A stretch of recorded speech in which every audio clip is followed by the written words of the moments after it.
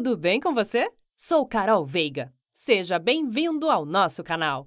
Esse canal foi feito para você, aposentado ou pensionista do INSS, que precisa estar bem informado sobre tudo o que acontece em relação aos seus benefícios e às notícias do INSS. Estamos aqui para trazer sempre notícias atualizadas e gratuitas para você. E hoje vamos falar sobre 13º salário do INSS, quanto vai ser pago na primeira e segunda parcela. E também falaremos sobre a aposentadoria do INSS fica ameaçada após alta de mortes nos últimos meses.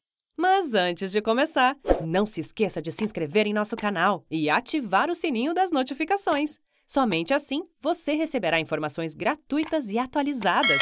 Deixe também o seu joinha e faça seus comentários. Comente aqui embaixo de qual cidade e estado você está assistindo. Vamos lá? 13º salário do INSS. Quanto vai ser pago na primeira e segunda parcela? O governo confirmou a liberação da antecipação do 13º salário dos aposentados e pensionistas do INSS para os meses de maio e junho. O decreto autorizando o pagamento da parcela natalina já está pronto no Ministério da Cidadania e pode ser publicado ainda nesta sexta-feira, para ser possível o processamento dos valores na folha de pagamentos dos segurados. De acordo com estimativas do Ministério da Economia, a antecipação da medida injetará até 56 bilhões na economia durante esse período de pandemia e instabilidade econômica. Além disso, mais de 31 milhões de segurados serão beneficiados com a medida. Pagamento do 13º salário. A antecipação da primeira parcela do 13º salário estava prevista inicialmente para abril. No entanto, devido a atrasos e à falta de acordo entre o governo e o Congresso com relação ao orçamento de 2021, a medida acabou atrasando e foi sancionada apenas no dia 22 de abril, o que inviabilizou os pagamentos ainda em abril, tendo em vista que a folha de pagamentos da competência já havia sido encerrada. Por questões operacionais, o pagamento do 13º salário é realizado com o pagamento das aposentadorias e pensões nos últimos dias de cada mês e início do mês subsequente. Agora, com o caminho livre, o governo confirma a liberação do 13º salário para os meses de maio e junho, sendo maio referente ao pagamento da primeira parcela e junho o pagamento da segunda parcela. Qual o valor do 13º salário?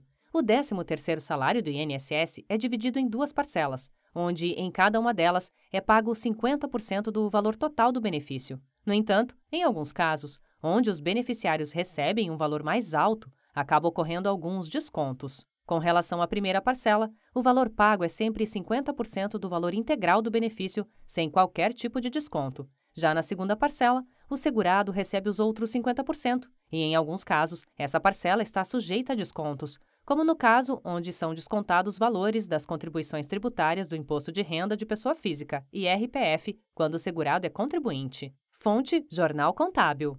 Agora vamos para o nosso segundo assunto. A aposentadoria do INSS fica ameaçada após alta de mortes nos últimos meses.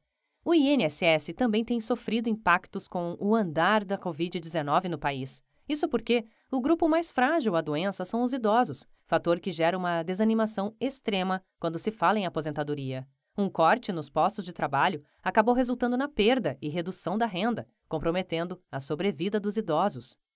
No mês de agosto de 2020, aconteceu uma leve recuperação, mesmo com a queda de 3% no total da arrecadação bruta no ano passado. Somando a arrecadação bruta em 2020, atingiu a margem de 426,9 bilhões de reais, 13,3 bilhões a menos que no ano anterior. Muitos contribuintes estão encontrando dificuldades em recolher as contribuições previdenciárias após a perda de renda. Ou seja, estão encontrando dificuldades em quitar, o que dificulta o pagamento de retroativos, mesmo para quem já atingiu a idade mínima necessária para ter direito à aposentadoria. A pandemia acabou atrasando uma parte das aposentadorias e também reduziu o tempo médio de contribuição para solicitar o benefício. A presidente do Instituto Brasileiro de Direito Previdenciário, IBDP, Adriane Bramante, disse que não somente a pandemia da Covid-19, mas também as novas regras de acesso às aposentadorias ficaram ainda mais restritas desde a reforma da Previdência. É um conjunto de coisas. Tivemos uma reforma previdenciária que dificultou o acesso aos benefícios e não cuidou da arrecadação. Tivemos muitas demissões, sim, devido à pandemia. Mas a mudança também tem relação com a própria reforma, pois ao fixar mais exigências, o governo fez mais pessoas deixarem de contribuir para simplesmente esperar a idade mínima, disse Bramante.